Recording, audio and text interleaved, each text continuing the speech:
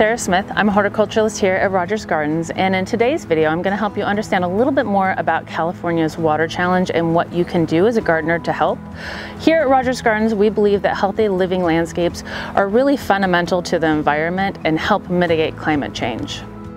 Only 7% of California's water is used for residential landscaping.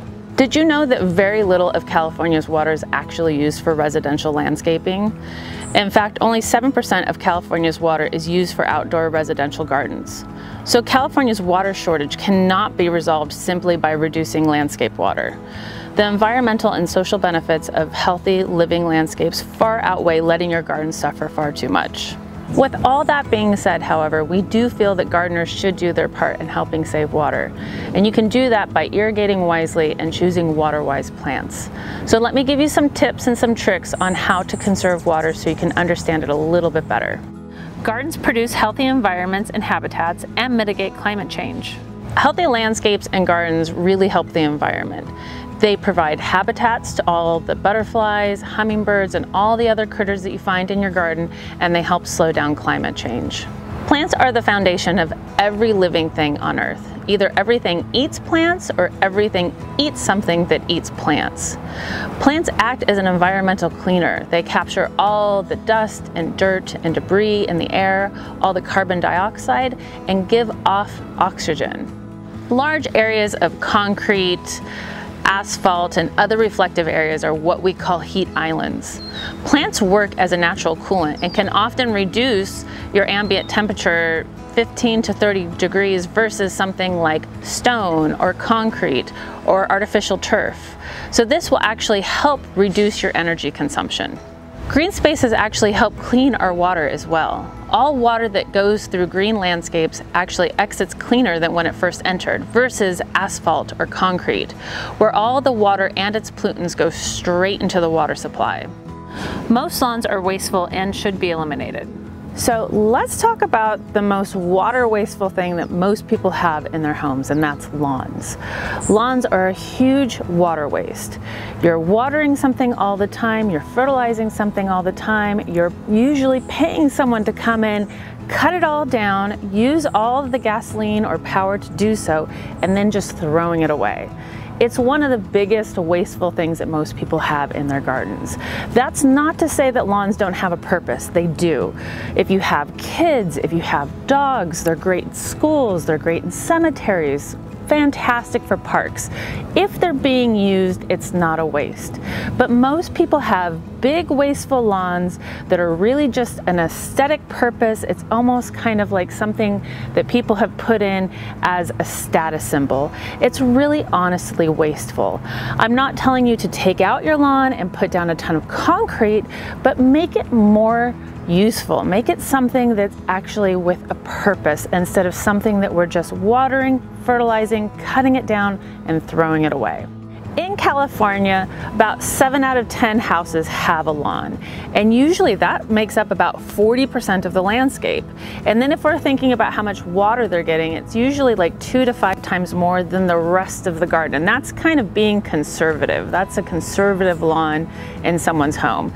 If you cut that out, just the lawns completely out of all of the homes in California, you're going to be saving about 47% of the water that most homes are using in the garden. And again, that's being conservative. So right there, that's a huge waste of water, is all these unused lawns. So if you really look at that, step back and think, how can I shrink this down? What can I do to make this area useful? What can I do to make this area more water-wise? We'd be saving a ton of water in the landscape right there. Artificial turf is not ecologically correct. Now that you're looking at your lawn and you're trying to think about what a good alternative could be to having a big wasteful lawn, don't automatically jump to the conclusion that artificial turf is the way to go, because it actually is not. Artificial turf doesn't offer any kind of habitat, it doesn't host any kind of wildlife. When you think about all the destruction that we have to the rainforest and the lack that we're having there, why would you replace a living surface with an artificial one that's just covering all your soil in plastic? Here in California, we've banned things like plastic straws. We try to not use plastic grocery bags anymore. Now we're covering all of our lawn space with plastic. Why would we do that? Plastic is the worst thing that you can put over an area of soil. First off, it's going to heat up the soil significantly. So you're going to kill all the good microorganisms and earthworms and things that we have in the soil are all going to be just obliterated with all of that heat. It's going to heat up your yard significantly, so you're going to wind up using a lot more energy trying to cool down your home. It's not going to be recycled. The different components in the plastic grass is recyclable, but nobody is recycling it. It's very hard to recycle. So now you're going to be pulling it out every couple of years and replacing it because it does not last long. A lot of companies will tell you that it lasts 10 to 20 years. In reality, that's not a very long time when you think about how long a lawn actually lasts. And truly, they don't look great after a while. They show a lot of wear, just like a rug. So if it's an area you walk through constantly, you'll notice wear patterns on it. They are something that need to be cleaned with chemicals that wind up going right back into the ground, and also the microplastics as it's breaking it down right into the ground, that go right out into the water. And they're also something that when you take them out, they just go right into the landfill. So 20 years is not a very long time to have something like that when you look at a regular lawn, which can last you a lot longer if you're actually using it. Think about the disconnect that's happening too. You don't want your kids playing on plastic. You don't want your animals laying and lounging around on plastic. We're definitely disconnecting with nature by covering a whole entire area with something artificial, essentially like an artificial carpet outside. You don't want to lose those memories that you have as a child playing on the grass, playing with the dirt, playing with the little worms in the grass, and you don't want your kids to lose that, and you don't want your pets to have to sit on hot artificial turf. So it's definitely not a solution to saving water and helping the environment. We support water budgets, not water restrictions. Water budgets really are the fairest thing. They're going to take into account the size of the property minus the size of the house, how many residents are in the house, and what the weather is like at that time. Water restrictions are really outdated. Houses with more residents or larger yard spaces should be allowed to use more water.